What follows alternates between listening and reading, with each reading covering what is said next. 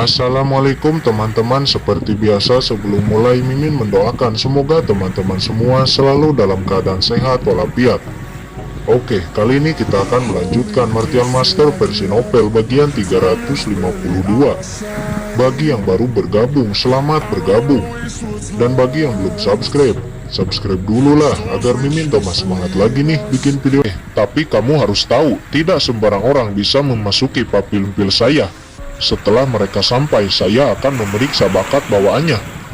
Kata Master Oyan Senki, bagaimanapun King-Chen adalah juara 1 di kompetisi, dan bahkan mampu memurnikan pil kelas 8 setengah langkah di usia 20 tahun. Masa depannya benar-benar tidak terbatas. Oleh karena itu, dia memberi wajah kepada King-Chen. Jika itu orang lain, mungkin dia akan langsung menolaknya. King-Chen, jika Oyan Senki tidak menerima temanmu, maka papilun pil saya juga bisa untuk merekomendasikan temanmu. Walaupun tidak setinggi rekomendasi dari Oyan Senki, ucap Tuan Papiliun Swanseng. Kalau begitu, terima kasih banyak Tuan Papiliun Swanseng, jawab King-Chen. King-Chen, apakah kamu tahu apa yang saya kagumi dari dirimu? Ucap Tuan Papiliun Swanseng dengan sedikit emosi dari hatinya. Pertama, aku kagum karena kamu sangat setia kawan. Di langit utara, kamu membantu keluarga Juo Kimpeng dan lebih suka melawan Kang Yuming dan lainnya. Kedua, kamu sangat percaya diri kepada dirimu sendiri. Jika waktu itu saya memiliki kepercayaan diri dan semangatmu, mungkin saya tidak akan berakhir seperti ini. Ucap Tuan Papiliun Swanseng. 2 hari telah berlalu, kelompok Juo Kimpeng akhirnya telah sampai di kota prefektur Zhong. Juo Kimpeng datang membawa Wan Qiming, Zhao Lingshan, Jisun, Yuan Peng, Qin Ying, Ling Tian, Jiang Yin, Di Tianyi, dan Leng Wusuang. Mereka semua telah sampai di kota prefektur Zhong. Selain Juo Kimpeng, ada juga seorang penatua bernama Gu Pei yang ikut bersama mereka. King-Chen. Di saat Zhao Lingshan dan Jisun melihat King-Chen, matanya dipenuhi kerinduan dan langsung memeluk King-Chen. Sejak King-Chen pergi meninggalkan negeri 100 dinasti, semua orang belum pernah lagi bertemu dengan King-Chen selama 1 tahun. Chen Xiao, Wan Qiming dan lainnya juga menyapa King-Chen. Mereka semua sangat gembira karena bisa bertemu lagi dengan King-Chen. Chen Xiao, tidak menyangka kamu melakukan begitu banyak hal hanya dalam waktu 1 tahun. Saya juga tidak menyangka Yu Qiansu telah bergabung dengan Istana Penegak Hukum. Kami mendengar banyak hal dari Tuan Juo Kimpeng. Tuan Qin, siapa mereka semua? Ucap pria tua Dabei. Mereka semua adalah temanku dari negeri 100 dinasti. Inilah orang-orang yang akan saya rekomendasikan ke Gedung Harta Karun dan Papiliun Pil, kata King-Chen. Selanjutnya King-Chen mengobrol dengan teman-temannya dan saling melepas kerinduan. Di saat yang sama, King-Chen juga memerintahkan pria tua Dabei untuk memberitahu Tuan Gedung Kang Sitong. Beberapa saat kemudian Kang Sitong telah sampai di sana. Hahaha, Tuan Qin, apakah ini teman-temanmu itu? Ucap Kang Sitong seraya tersenyum dan melihat Wan Qiming, Zhao Lingshan dan yang lainnya. Pada awalnya dia berpikir King-Chen hanya membawa temannya yang biasa dan ingin memasukkan temannya ke Gedung Harta Karun lewat jalan belakang. Tidak menyangka kultivasi dan bakat teman-temannya ini juga cukup luar biasa. Tuan Kang, ya, ini adalah teman-teman saya. Tolong Tuan Kang untuk mengujinya. Teman-teman, ini adalah Tuan Kang Sitong, pemilik dari cabang Gedung Segudang Harta di kota prefektur Zhong, kata King-Chen. Hahaha, King-Chen, kamu tidak sopan. Mengapa lebih dulu memperkenalkan teman-temanmu kepada Gedung Harta Karun? Apakah kamu memandang papilun pil saya lebih rendah? Ucap Master Oyan Senki. Dia tiba-tiba datang dan berkata sambil tersenyum. Oh, ternyata itu Tuan Oyan Senki, kata King-Chen. Apakah ini teman-temanmu yang kamu katakan itu? Kata Oyan Senki. Sama seperti Kang Sitong, pada awalnya dia juga berpikir bahwa King-Chen ingin memasukkan teman-temannya lewat jalan belakang. Tapi ternyata teman-teman King-Chen ini juga cukup memiliki bakat yang luar biasa.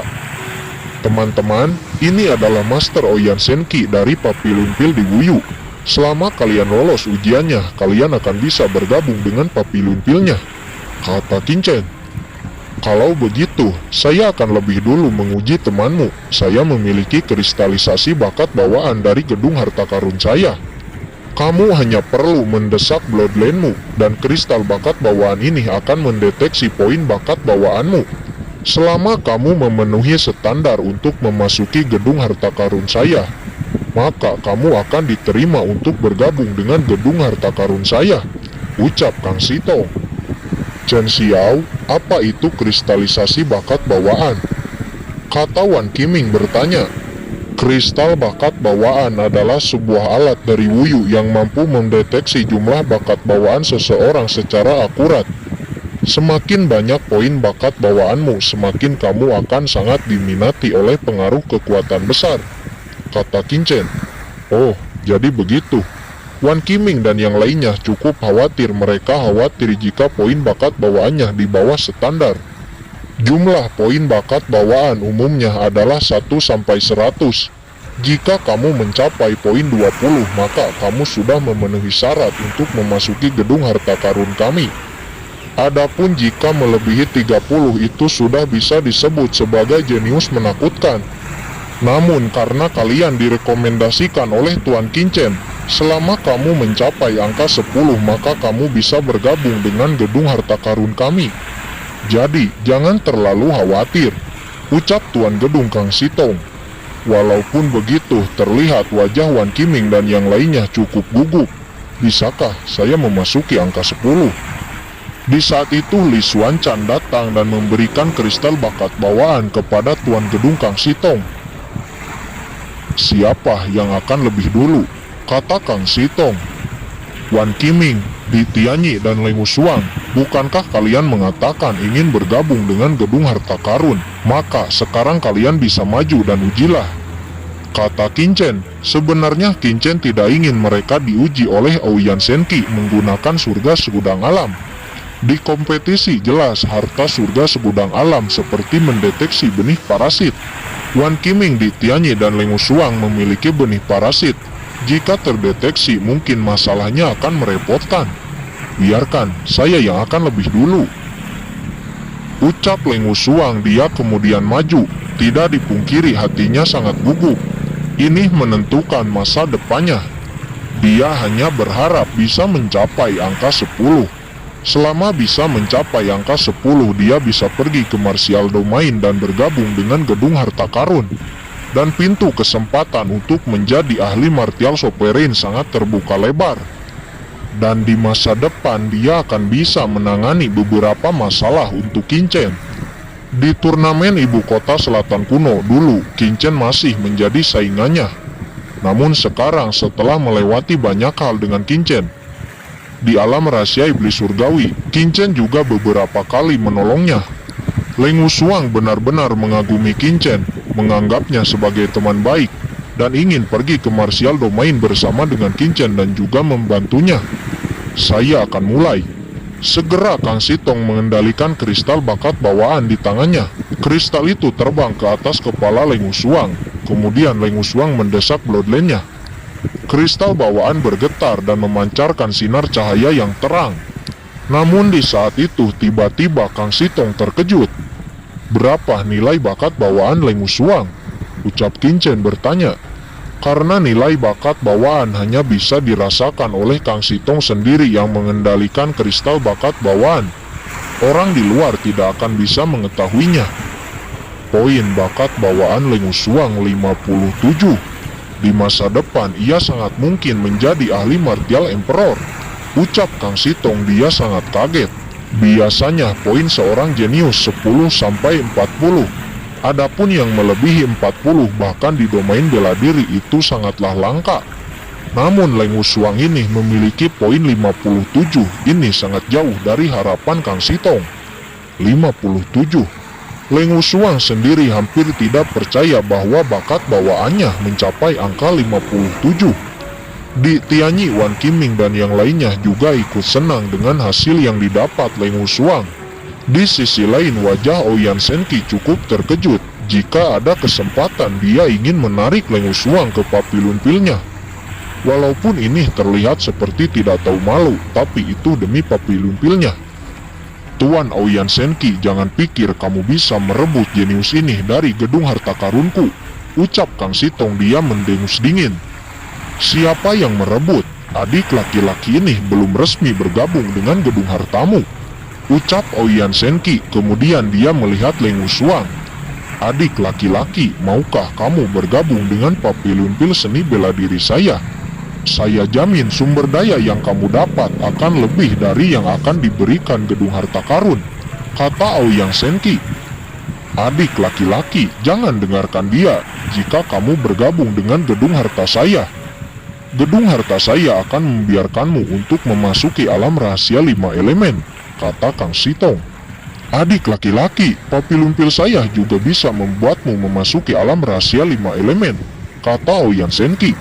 Mereka berdebat satu sama lain. Seorang jenius dengan bakat bawaan 57 benar-benar layak diperjuangkan. Mendapati tidak ada yang mau mengalah, pada akhirnya mereka bertanya kepada Leng Wusuang. Biarkan Leng Wusuang sendiri yang akan memilih pilihannya. Leng Wusuang sedikit bingung, lalu dia menoleh ke arah Qinchen. Saat ini Qinchen menghela napas lega dengan budidaya kolam roh darah dan transformasi benih parasit. Masuk akal bagi Leng Wusuang mendapat poin 57.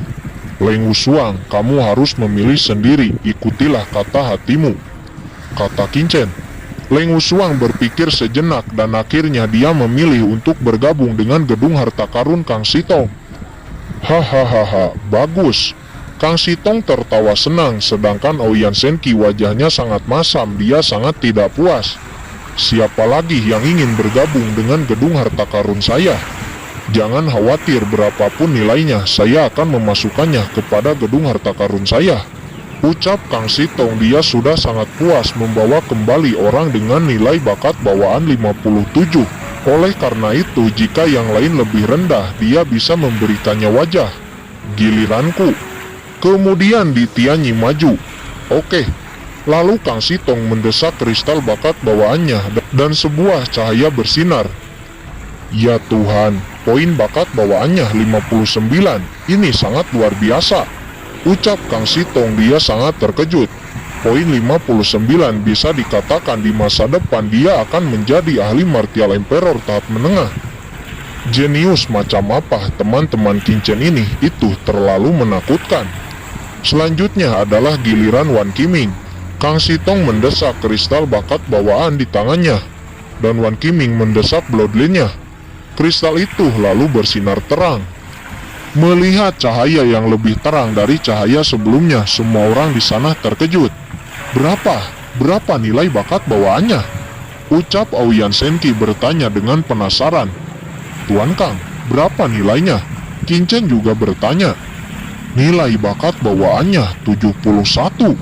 Ucap Kang Sitong. Dia kaget, mulutnya terperangah. Bisa dikatakan di masa depan anak ini akan menjadi ahli martial emperor tahap akhir dan mempengaruhi dunia bela diri. Astaga, gagasan macam apa ini? Kang Sitong benar-benar terkejut. Bukan hanya dia, semua orang di sana juga terkejut melihat pencapaian Wan Qiming. Ouyang Senki juga sangat terkejut. 3 orang melebihi nilai 50 dan salah satunya bahkan memasuki 70. Bukankah ini terlalu tinggi? Bahkan di dunia bela diri mungkin tidak akan menemukan pencapaian seperti ini. Astaga, dari mana Qinchen menemukan orang-orang ini? Nilai ini benar-benar tidak masuk akal. Kang Sitong heran. Dia berpikir kristal di tangannya mungkin rusak. Namun setelah diperiksa, kristal itu ternyata tidak rusak dan baik-baik saja. Apakah hanya kalian bertiga yang ingin bergabung dengan gedung harta karun saya? Ucap Kang Sitong. Mendengar ini, Ouyang Senki benar-benar tidak puas. Namun tiba-tiba Qin Ying mengajukan diri dan ingin bergabung dengan gedung harta. Akhirnya Tuan Kang Sitong menguji bakat bawaannya. Nilai bakat bawaannya adalah 45. Ucap Kang Sitong. Dan Qin Ying pun diterima bergabung dengan gedung